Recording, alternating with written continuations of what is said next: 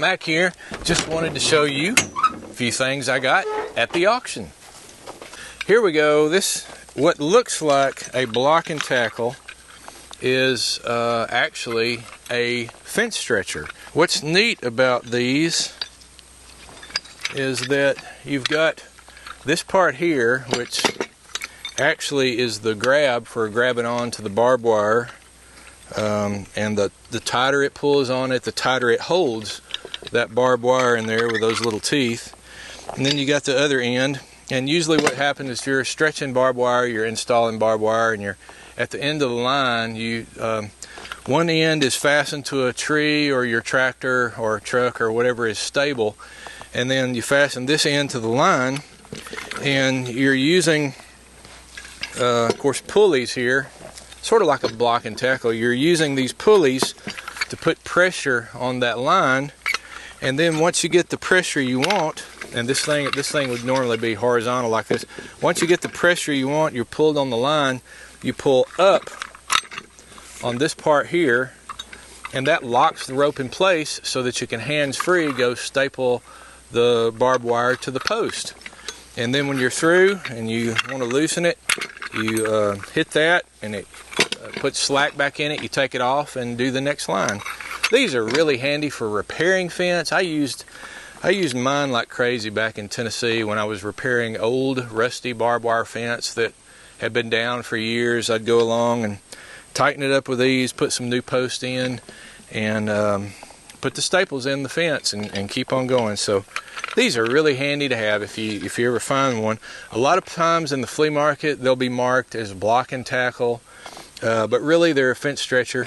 Now keep in mind, if you're one that likes to hunt deer and butcher your own deer or livestock, you can use this as a block and tackle for hoisting hogs up if you're wanting to work on the carcass or whatever. And once you get them hoisted up, you of course pull the rope and fasten it in place, and the hog was fastened there in midair, so you can work on him. So they do work good as a block and tackle. Just keep in mind they're not a block and tackle, it's actually a fence stretcher. So there we go, fence stretcher.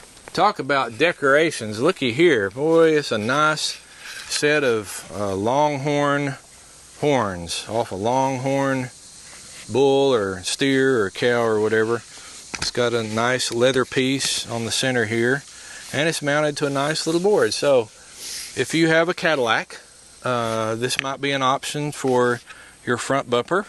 It'd look good on your truck. Shoot, just on whatever you got, put it on a Prius if that's what you drive, or you can just hang it above your mantelpiece. So a set of Longhorn horns for decoration. I don't know what practical use it might be. I got several bushel baskets, all the way from the normal size, bushel, that's what they measure, bushel basket, all the way down to little bitty. That's probably what, a eighth of a bushel or something. That's probably more decorative, I don't know. And then you got a little bit bigger one here, probably a quarter of a bushel or something, and then a half bushel in pretty good shape. Of course, I don't have to tell you, these are really useful around the farm for picking beans or peas. I'll just set one down and go to picking with both hands, throw them in the bushel basket, and then scoot on down the line. So great for really harvesting stuff, digging potatoes, pulling corn, just whatever. So plenty of good bushel baskets. They do kind of wear out after a while. The wire sometimes starts to break, the very thin wood. You can kind of repair that if you need to, but I like having no shortage of bushel baskets. And I bought several old-time irons, for the old-time ironing boards. Sometimes they're called sat irons. These are basically big, heavy chunks of metal with usually a smooth surface, and these were heated on a wood stove and used to iron while they were hot. Strike while the iron's hot. This looks like a wood handle, but it's all one piece. It's metal cast iron. This one also is the same, Geneva. That's the name on top. This is looks like an old one, still in fairly good shape. Sometimes people paint these. Looks like this one's been painted with black spray paint.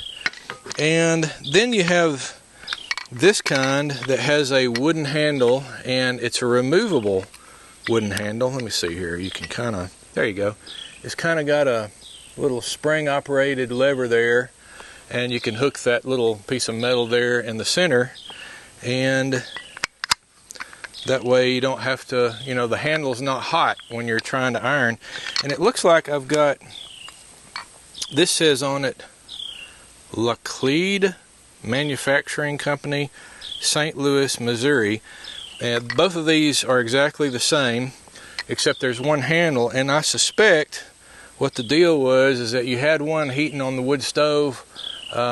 You had this one already hot, you used it, and when it started to get too cool to iron, you just swapped the handle over to this one and kept on ironing, and put this one back on the heater, and just, you could iron all day like that, as long as you had wood in your stove. So those are pretty nice. I might sell those two as a set. And then I've got one here that does not have the handle that normally went with it. You know, a lot of times people use these as door stops. That's one of the modern ways you can use them. Just put it on the floor there to keep a lazy door open. Or, you know, you can also use these as bacon presses. Just, you know, I would, you know, wash it off first, make sure it's clean, and then put it in your skillet there to hold your bacon flat while it's frying. So, cast iron irons. Hey, I wanted to mention that today's video is sponsored by me, and I've got some things you might be interested in. You know, a lot of the things I show on the auction show here that I buy at the auctions are really still useful and practical for the small farm or homestead. Well, another thing that's practical for the small farm or homestead are a couple of books I've written. One of them, How to Build an Old-Fashioned Pole Barn. Maybe you have a structure that you need on your farm, but you're not quite sure how to build it, and you don't quite have enough money to buy all the materials to hire somebody to do it. Well, guess what? You could do it yourself, even if you're not a carpenter. My book is geared for people who are not necessarily carpenters, people like I was starting out. I just want a building, and I want it as simple and inexpensively as possible. So in my book, Building an Old-Fashioned Pole Barn, I show how one person can build a structure that can come in very useful on your small farm. And not only that, it has rustic appeal. Building an old-fashioned pole barn. Go to my website, Farm Hands Companion. Go down to the general store section. You can see all the different books I have available, but look for Building an Old-Fashioned Pole Barn. Got a feed scoop. Boy, these are handy to have around. You know, I made mine out of big coffee cans, the old metal coffee cans. Of course, I don't even think they make metal coffee cans anymore, which is too bad, but I try to buy them at auctions whenever I can find them. People are usually storing nails or bolts in them or whatever. But I just made a wooden handle for the coffee can, bolted it in. But when I find these, they sure are useful. So, nice little old metal feed scoop for your feed, for feeding your livestock. Oh, you'll never believe this. You say, what in the world did you buy? Well, I bought 1, 2, 3, 4, 5, 6, 7 jars of bear grease. They told me it was bear grease. The auctioneer said it was bear grease, and you know, you can trust auctioneers. They're as reliable as the internet, I'm sure, and we all trust the internet. So, several jars of what I was told was bear grease, which, by the way, bear grease is good for leather, for saddles, boots. You know, it'll help keep your boots preserved and somewhat waterproof, not completely, but so I hope it's bear grease. That's why I bought it. Was he kidding me? I guess I could make soap out of it no matter what. Or fried chicken. Hey, you don't see this every day.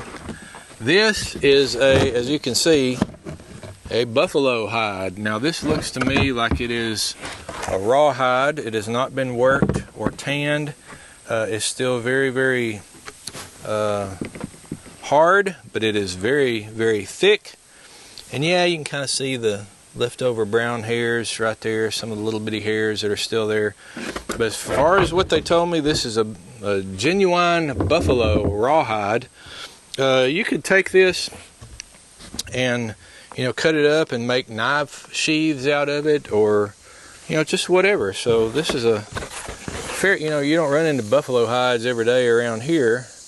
And by the way, I used to make a rawhide just out of deer skins, and the first step is taking the hair off, and it's real simple to do. You get a container of some sort, generally a plastic container is best, and you fill it with water, and you take the hide, and hair side up, you sprinkle on some hardwood ashes just from your wood cook stove or fireplace.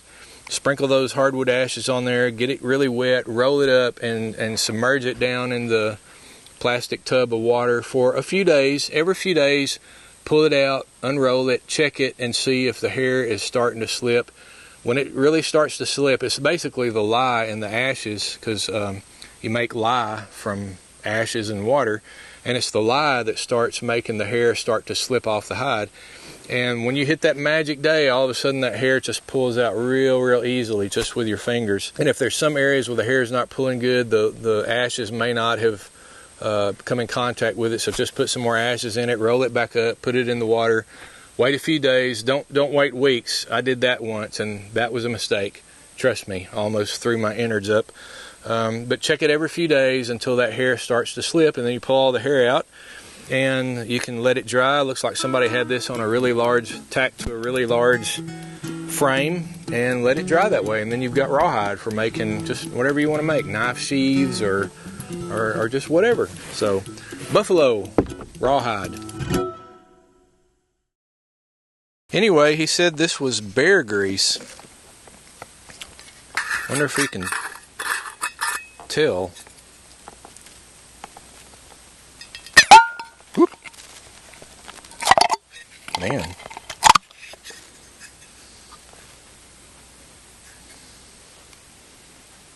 Well, it just smells like grease. Smells like any old grease.